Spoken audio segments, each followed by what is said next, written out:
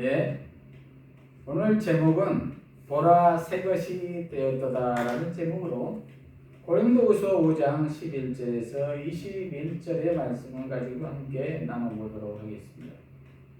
고린도후서 5장 17절에 보면은 누구든지 그리스도 안에 있으면 새로운 피조물이라 이전 것은 지나갔으니 보라 새 것이 되었도다 이렇게 기록하고 있습니다. 그러므로 모든 성도는 그리스도 안에 있으면 새로운 피조물이 된 것입니다. 그런데 문제는 새로운 피조물이 되었는데도 여전히 옛사람 그대로의 모습으로 살고 있다는 데에 문제가 있습니다. 그리스도인의 정체성에 문제가 생긴 것입니다. 요즘은 더더욱이 그렇습니다. 이렇게 세상이 어려워지고 힘들어지면 육신적인 그리스도인들과 적그리스도인들과 거짓 사도들이 날뛰니다.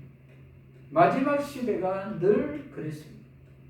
왜냐하면 그것들이 더더욱 위안을 주는 것 같고 피부에 닿아서 실리적인 것 같아서 속아 넘어가는 것입니다. 그래서 코로나 전국에 교회가 무슨 필요가 있냐? 대면 예배냐 비대면 예배냐 무엇이 옳으냐 하며 입 달린 사람들은 다 한마디씩 합니다. 그래서 잘 믿고 있던 사람들까지도 흔들리며 내가 지금 신앙생활을 하는 의미가 무엇인가라는 의문점을 갖기도 합니다. 그런데 어쩌면 위기가 기회라고 좋은 기회일 수도 있습니다. 그러면 좋은 기회가 되려면 어떻게 해야 할까요? 그것은 성경을 통해서 살펴보는 것이 정답일 것입니다. 왜냐하면 성경은 불변의 진리이기 때문입니다. 오늘 본문을 통해서 살펴보도록 하겠습니다. 오늘 본문의 배경을 살펴보면 고린도후서는 AD 55년에서 56년에 쓰여진 책이지요. 저자는 바울이고요. 고린도는 그리스의 도시로서 동서남북을 연결할 수 있는 상업적 요충지입니다. 로마 제국이 지배하기 시작하면서부터 로마 식민지로 재건된 도시입니다. 바울 시대에 교회에 크게 영향을 미쳤던 것은 고린도 지역에 심각한 기근이 있었습니다. 그래서 빈부의 차가 심했으며 경쟁과 줄서기가 만연했습니다. 그것은 가난한 성도들을 배려하지 않는 모습으로 나타났고 경쟁과 자랑으로 세상 문화에 일석이었습니다. 그리고 그들은 이제 그리스 철학의 영향을 받기보다는 로마의 사회 정치적 영향을 더 받았습니다. 그래서 로마는 로마의 황제 숭배와 이스트미안 경기를 관람케 하며 로마 시민으로서의 자부심을 갖게 하였습니다. 이스트미안 경기란 매 2년마다 열렸고 18,000석의 원형극장과 3,000석의 연주장에서 각종 연극과 공연들이 끊임없이 이어졌습니다. 지금의 올림픽과도 같았습니다. 그래서 육신적인 거짓 사도들의 영향력이 교회에서까지 통하게 되었습니다. 바울은 이렇게 외부에서 가만히 들어온 거짓 사도들의 문제를 지적하며 성도들의 정체성을 다시금 세우기 위해서 고린도후서를 썼습니다. 오늘 본문 줄거리를 살펴보면 바울은 변질된 고린도 교회의 성도들에게 권면합니다. 나는 하나님의 심판이 있음을 알기에 하나님의 심판을 두려워한다. 그러므로 여러분들에게 말하지 않을 수 없다. 하나님께서는 우리가 어떤 사람인지를 알고 계신다. 우리가 바라는 것은 여러분도 우리가 어떤 사람인지를 알았으면 한다. 우리는 또다시 우리 자신을 여러분에게 내세우려는 게 아니다. 단지 사람의 마음에는 관심이 없고 외모만을 자랑하는 사람들에게 여러분이 대답할 말이 있도록 여러분에게 우리를 자랑할 기회를 드리려고 한다. 우리가 제정신이 아니라면 그것은 하나님을 위해서 제정신이 아닌 것이며, 우리가 정신이 온전하다면 그것은 여러분을 위해 그런 것이다. 이렇게 말하는 것은 그리스도의 사랑 때문이다. 그리스도의 사랑이 우리를 강권하고 있기 때문이다. 그 사랑은 그리스도께서 우리를 위해서 대신해서 죽어주셨다. 이렇게 우리를 대신해서 죽어주신 것은 너희가 그분을 위해 살게 하려고 하신 것이다. 그것은 새 사람으로 살라는 것이다. 그것은 육신으로는 알 수가 없다. 우리도 전에는 그리스도를 육신으로 알았으나 지금은 그렇지 않다. 그러므로 돌아와라. 죄를 묻지 않을 것이다. 누구든지 그리스도 안에 있으면 새로운 피조물이다. 이전 것은 지나갔으니 보아라, 새 것이 되었다. 예수 이름으로 구원을 얻는다. 믿기만 해라. 다른 복음은 없다. 그 복음으로 다시 돌아오라는 것입니다. 그리고 우리가 이렇게 말하는 것은 하나님께서 은혜를 입은 우리에게 화목해 하는 직분을 주셨다. 그러므로 이것은 우리의 책무이다. 우리를 도구로 사용하여 하나님께서는 복음 안에서 성도 여러분과 화목하고 싶으신 것이다. 그래서 우리에게 화목의 말씀을 맡기셨다. 그러므로 우리는 하나님의 대사의 자격으로 하나님이 말씀하시듯 그리스도를 대신하여 간구한다. 너희는 하나님과 화목하여라. 하나님께서는 죄를 알지도 못하신 분을 우리 죄를 대신해서 죽게 하신 것은 우리가 그분 안에서 하나님의 의가 되게 하려는 것이다. 이렇게 기록되어 있습니다. 그러므로 그리스도 안에서 새로운 피조물이 된 우리 모두는 첫째로 그리스도를 위한 삶을 살아야 합니다. 15절에서 17절을 보면은 그리스도께서 모든 이들을 대신하여 죽으신 것은 신자들이 더 이상 자기 자신을 위하여 살지 않고 오직 자신들을 대신하여 죽으셨다가 다시 살아나신 분을 위하여 살게 하려는 것이다. 그러므로 우리가 이제부터는 아무도 육체를 따라 알려 하지 않는다. 비록 전에는 우리가 그리스도도 육체를 따라 알았으나 이제는 더 이상 그렇게 알지 않는다. 그런즉 누구든지 그리스도 안에 있으면 새로운 피조물이다. 이전 것은 지나갔으니 보아라, 새 것이 되었다. 이렇게 기록하고 있습니다. 무슨 말입니까? 15절에 그리스도가 모든 이들을 대신하여 죽으신 이유는 무엇입니까? 그것은 모든 사람이 자기 자신을 위해 살지 않고 그리스도를 위해 살게 하려 함이라고 기록되어 있습니다. 저와 여러분은 자기 자신을 위해서 사십니까? 아니면 그리스도를 위해 사십니까? 자기 자신을 위한 삶이란 내가 내 인생의 주인이 되어 사는 삶입니다. 이것을 성경에서는 하나님께 대한 반역이라고 합니다. 그것 때문에 예수님을 십자가에 죽게 하실 수밖에 없으셨습니다. 왜냐하면 자기밖에 모르는 것에는 욕심이라는 죄가 도사리고 있기 때문입니다. 욕심이 잉태한 즉 죄를 낳고 죄가 장성한 즉 사망을 낳느니라고 야고보서 1장 15절은 말씀하고 있습니다. 그러므로 저와 여러분은 자기 자신을 위하여 사는 것이 아니라 예수님을 위한 삶이 되시기를 바랍니다. 그러면 그리스도를 위한 삶이라는 것은 무엇입니까?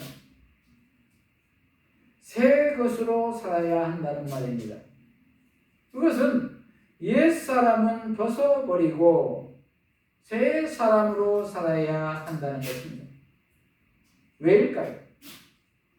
옛사람은 죄를 이길 수도 벗어버릴 수도 없기 때문입니다. 그러므로 전혀 다른 새 사람으로 거듭나야만이 구원을 얻을 수가 있다는 말입니다. 그것은 성령으로 거듭나야 한다는 말입니다. 예수님의 여기신 성령으로 예수님과 동행해야 한다는 말입니다. 예수님이 나의 주인이 되어야 한다는 말입니다. 그래서 16절에 그러므로 우리가 이제부터는 아무도 육체를 따라 알려하지 않는다. 그리고 전에는 비록 우리가 그리스도도 육체를 따라 알았으나 이제는 더 이상 그렇게 알지 않는다. 이렇게 기록하고 있습니다. 사도들도 전에는 그리스도를 알아가려는 시도를 육체를 따라 알려고 했다는 것입니다. 그러나 그렇게 해가지고는 전혀 예수님을 알 수가 없었다는 것이죠. 부활의 영이신 예수님과 동행해야만 비로소 예수님을 알 수가 있고 새로운 피조물로서의 삶을 살 수가 있다는 것입니다.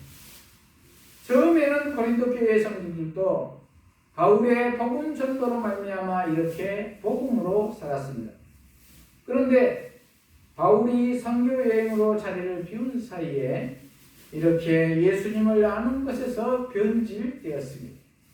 그것이 바로 거짓 선지자들의 역할 때문이었습니다.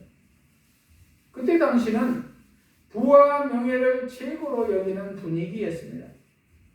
가난한 자를 무시하고 상류 사회의 문화가 있어야 한다는 것 등등이었습니다. 그래서 그들은 자기 욕심을 채우기에 급급했습니다. 인간적으로 모든 것을 판단했습니다. 이것이 그때 당시의 성도들에게 공공연히 먹혀 들어갔던 것입니다. 거기에 가난한 자들은 설 자리가 없어졌습니다. 성도들도 사역자들도 그러했습니다. 복음이 왜곡되었습니다. 물질 만능주의 시대의 기복신앙이었습니다. 지금의 저와 여러분과 교회 공동체는 어떻습니까? 내 생활고를 위해서, 내 이익을 위해서, 교회 운영을 위해서 복음을 왜곡시키고 있지는 않습니까? 옛사람을 버리고 새 사람을 입어야 될 줄로 믿습니다.